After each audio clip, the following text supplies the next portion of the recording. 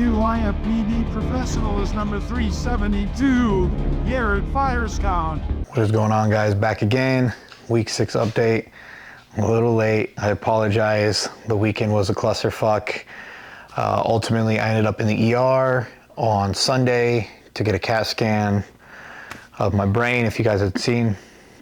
So just an update on that. Everything came back good. But for the past 3 weeks, I've had some swelling behind my ear. And I started waking up with headaches every day, which I've never had before. For the past 3 weeks as well. A little bit of peripheral vision impairment.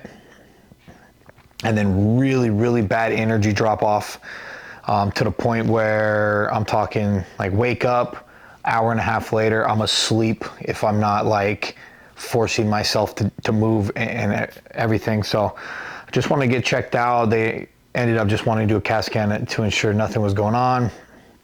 They found I forget the name of it.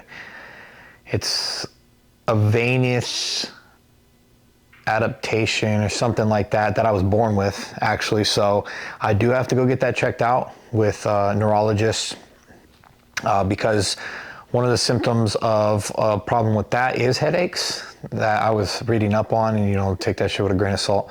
But so I'm gonna get checked up on that whenever my appointment is. I got to figure that out. But yeah, that's kind of why I had to skip the week 6 update. But here we are on a Tuesday, getting it done.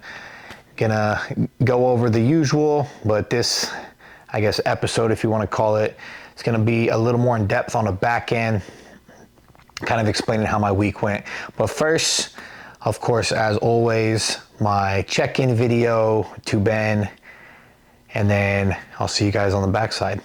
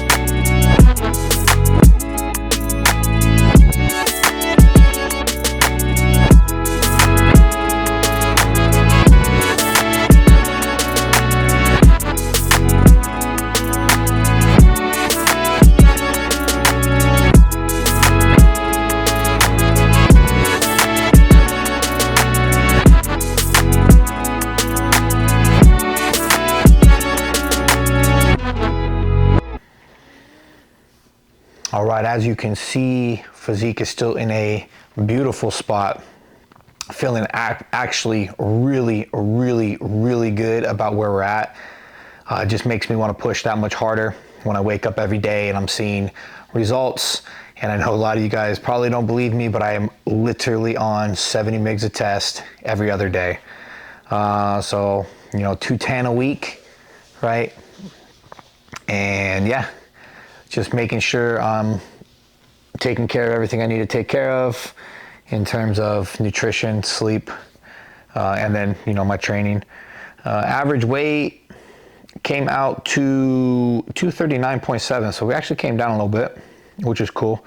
With my morning weight on that Saturday check-in being 238.6, which is actually relatively low. I've been sitting around, like I said, 239.7, so that 240 range, so 238.6 was cool to see.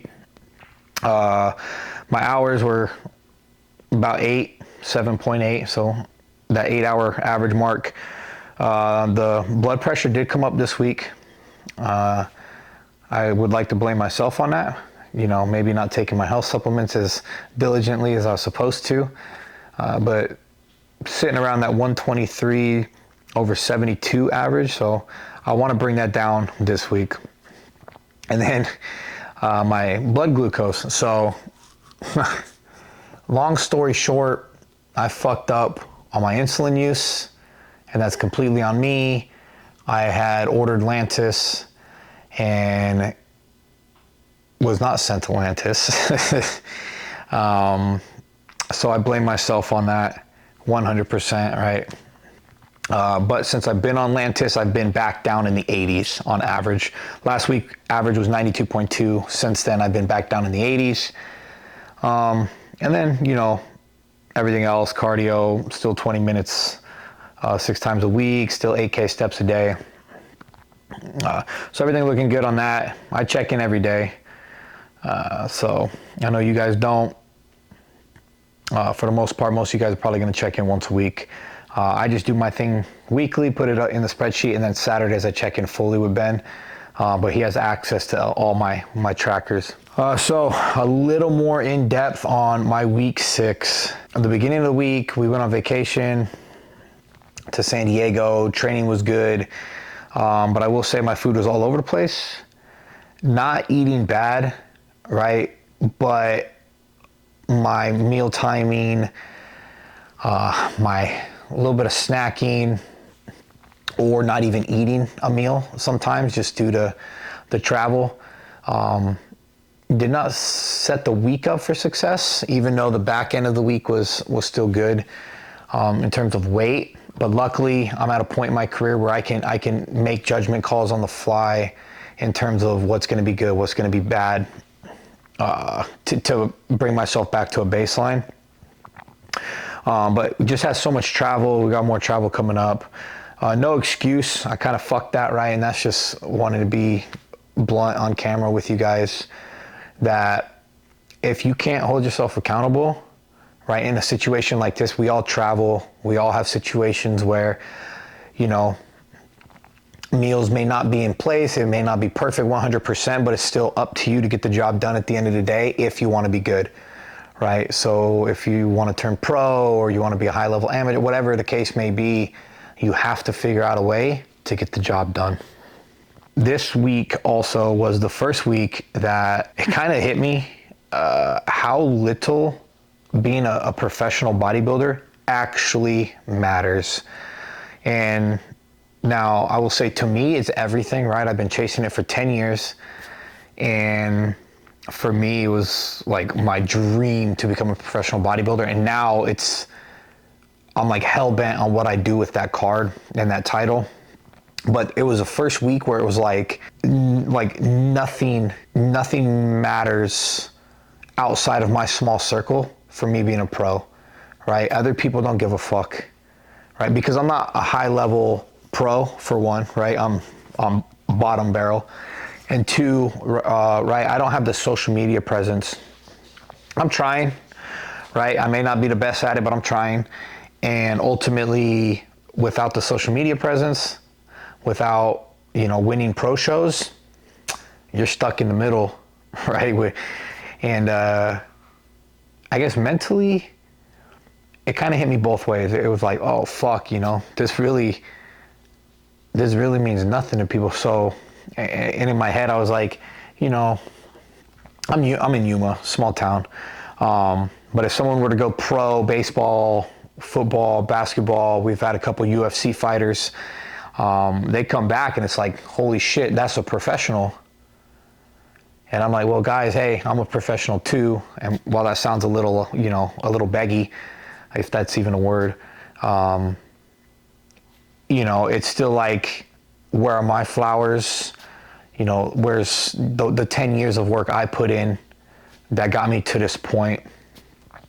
But on the flip side, it kind of made me realize that bodybuilding is such a niche sport, and I would much rather be in this world where people just don't fucking get it. Just because for me, it's a very easy sport to get into, but people can't do it. And so the fact that I was able to do it, I was able to turn pro, I was able to nail my rebound, and the amount of times I've seen clients, my own clients or other competitors just completely fuck the off season or the rebound phase, me included for most of my shows except for this one, right?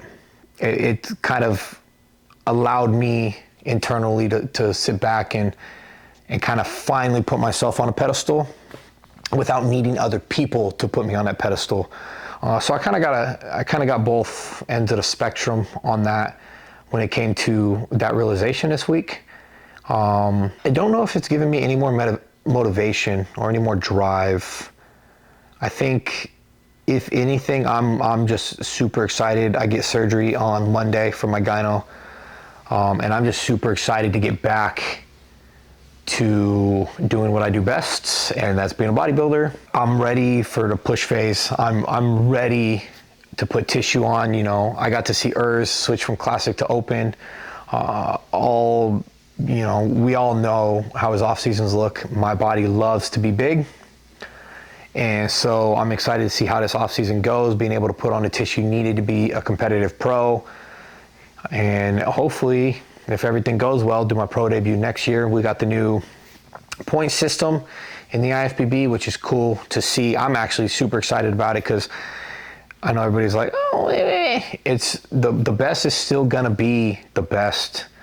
So if I want to be on the Olympia stage, in my opinion, I should have to win multiple shows. I should have to beat other pros multiple times. It's not just like a one and done kind of thing. So I think it's kind of a cool step, and that gets me fired up for next season. And I actually got to talk to Gabriel, and I don't know why I didn't write his fucking business down, so let me look it up real quick. But I got to talk to Gabriel a little bit. He is a sport and performance psychology expert of Elite Mental Performance Consulting, and I've been talking to him on Instagram for a while now. I actually got him on a call, and I wanted to talk to him face-to-face on Zoom or FaceTime in his business setting, in his environment.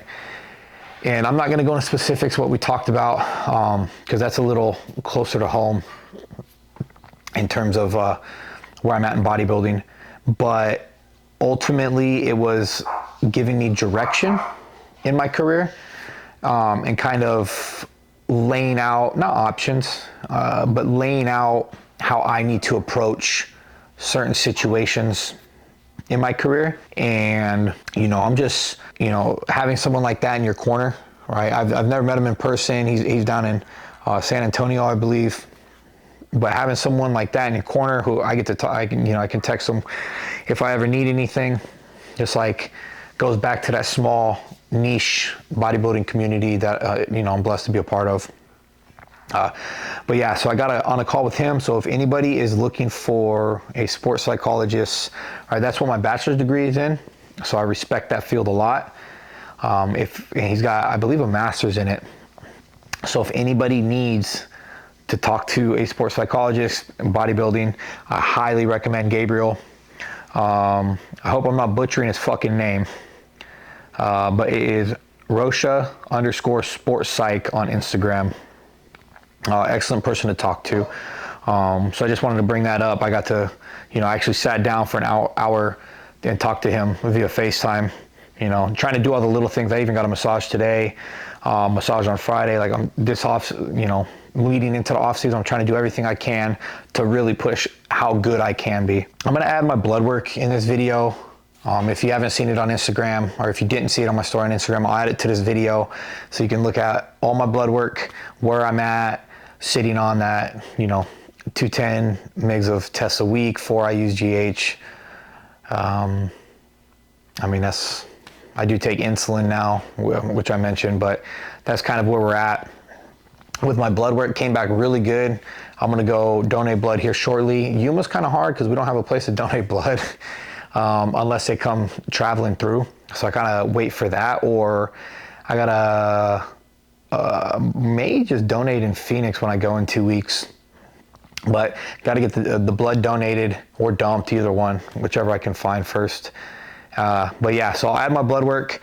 And if you guys want me to go over my blood work in more depth, so you can kind of understand what certain numbers are, right? Because you're going to see, I believe, my AST, my ALT is a little high. My creatinine is always high. What else? I think my HDL maybe a little low, but my overall cholesterol is good. I don't have it up right now. This is just kind of, you'll kind of see what my test levels are at the the test I'm taking, which is outside of TRT range. So technically, if you guys want to say I'm on a cycle, whatever, if you want to be, you know, literal about it. But yeah, if you guys want me to go over anything in depth, if you guys have any questions, comment, DM me on Instagram. Either way, I can break it down in a video if needed. But I figured I'd throw it up just because, you know, getting blood work done regularly is a smart move, especially when we do what we do. And then just kind of the back end, I wanted to talk about how I've made bodybuilding easier. I don't think a lot of people fully comprehend how they can make bodybuilding easier, because, you know, they think that like, oh, I just got to eat plain chicken and rice every day. Oh, I got to, you know, I don't know, honestly, because bodybuilding is easy to me, but whatever it is they complain about.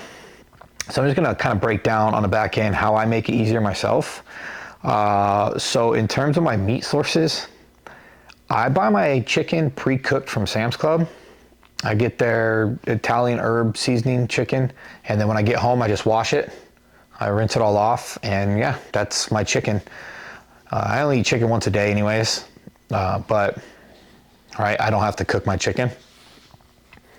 I also buy pre-cupped avocado from Sam's Club, excuse me, because I get avocado with 2 of my meals if I choose, and I don't want to cut up a fucking avocado twice a day or waste avocado. So I buy the little cup, and it's basically the measurement I need anyways. So it works out for me. Now, I don't do sauces on any of my meals, so this kind of makes it easy for me because I'm not worried about condiments. Like my breakfast is eggs, and I eat that with raisins on it. And salt, so I don't need sauce. My second meal is chicken and rice, or chicken and pasta.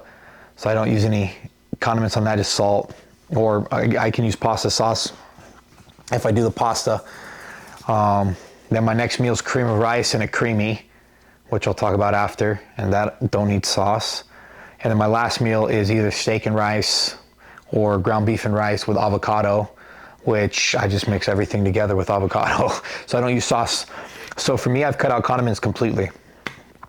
So that's been another benefit of making bodybuilding easier. Now, on the flip side, that may make it harder for someone. So if you are someone who needs condiments, right, that is a way to make food taste differently, that and seasonings, right? I prefer low sodium or no sodium seasonings. But those two things are how you change meals. It's not necessarily needing 9 different vegetables, 9 different meats, 9 different carb sources, right? It's being able to eat chicken and rice 9 different ways.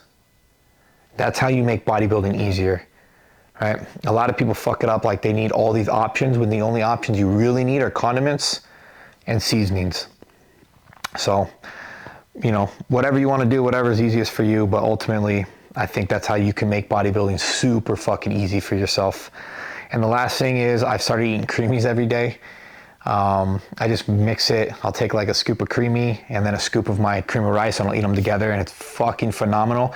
And it's like eating dessert, right? I get a ton of fruit a day, so I don't have any cravings.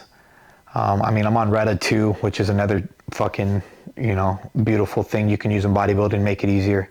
But just food-wise, yeah, I think a lot of people fuck up with how easy bodybuilding can be, and these are ways that make it just that much easier. And then, yeah, going into this week, because we're halfway through week 7, I just throw some shit out there. I'm going to start taking a little more rest days. My body's starting to really hurt a little bit from all the travel, lack of sleep, because of Ember. She's been teething, been sick at the same time. So she's been waking up 5-6 times a night, some nights for 3 hours at a time. So my sleep's been all over the place the past, 3-4 days. So I'm going to take some more time off from the gym this week, and there's nothing wrong with that, guys. I'm not going to get fucking small. You're not going to get small if you take an extra couple rest days, I promise you. And then get surgery on next Monday. And then we got legs back in the rotation at that point. We're going to take upper body off probably the next 2 to 3 weeks, depending on recovery. They say 4 to 6 weeks, but I'm trying to make it a 2 to 3 week recovery period. We'll see how that goes. You guys know me. I'm going to push the boundary a little bit on that. And then we get into our fucking push phase, which I cannot wait for. Bloods came back good. Body composition's in a really good spot. Food's in a really good spot. Everything's coming together. And I'm going to make some fucking magic happen. I promise you that. So, as always, you guys, I appreciate you. I love you guys from the bottom of my heart. All the support I get, like, comment, subscribe, share, follow me on Instagram. Don't follow me on TikTok. The app's a fucking joke and I suck at it. But if you find me, I guess throw a like my way or whatever the currency is for that. And as always, keep fucking earning it.